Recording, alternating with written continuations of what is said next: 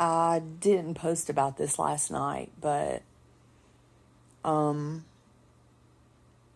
I spent from like 1 o'clock till 11:30 last night in the emergency room because I, not before last, was doing stuff around the apartment, just being a busy bee like me. And I remember cleaning a toilet in my bathroom in the master.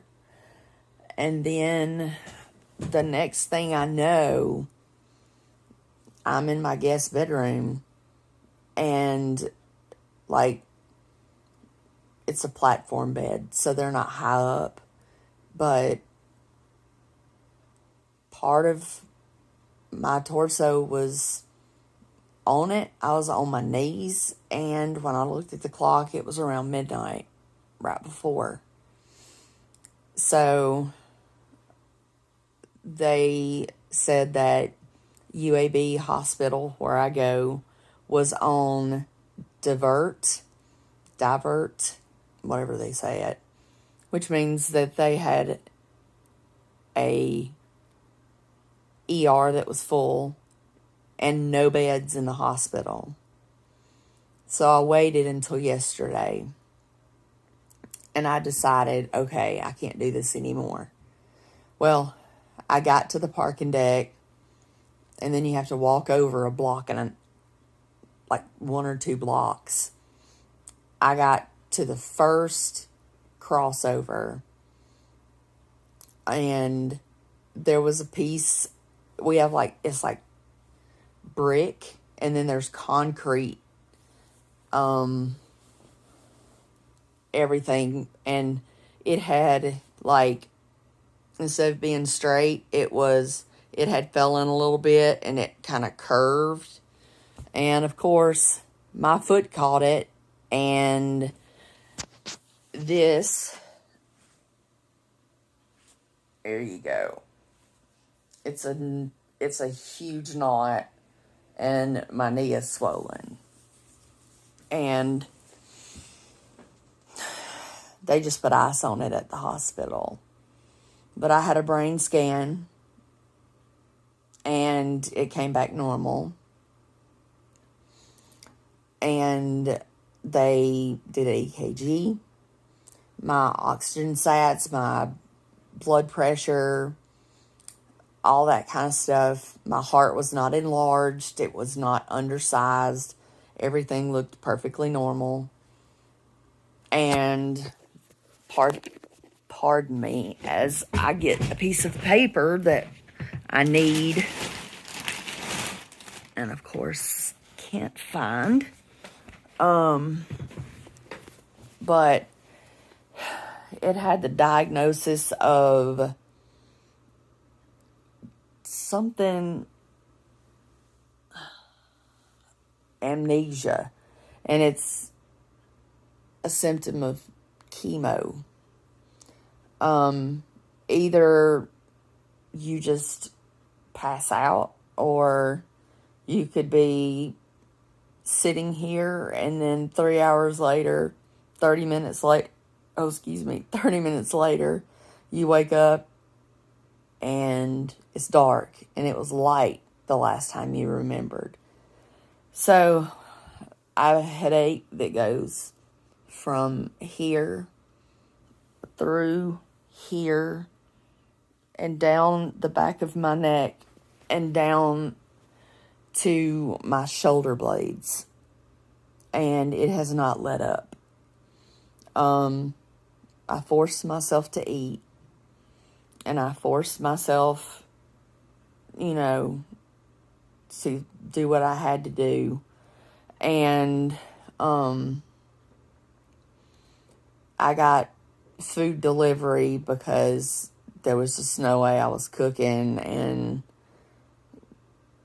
you know how it is with chemo. If it don't sound good, you are going to be sick. So the guy came, and when I opened the door, I got dizzy and fell right out of my apartment door. And it's not like you step right onto the concrete. There's this, like, probably about that tall of a step from the threshold straight down onto the concrete. And the way I fell, luckily, wasn't on him, because me being 6'1" and him about 5'8", I would have hurt him. But he caught my arm, and I didn't hit the wall, but I did fall. It just was like, just snap, and I was out going toward the wall. And this is hard, but I don't want to cry. But where my eyebrows used to be are glowing. Anyway, I put a message in with my doctor so that they can maybe get me, based on what I read online, a walker that has a place to sit in case you get, dizzy. And at 42 years old, I refuse to think I need something like that, but common sense tells me that I do.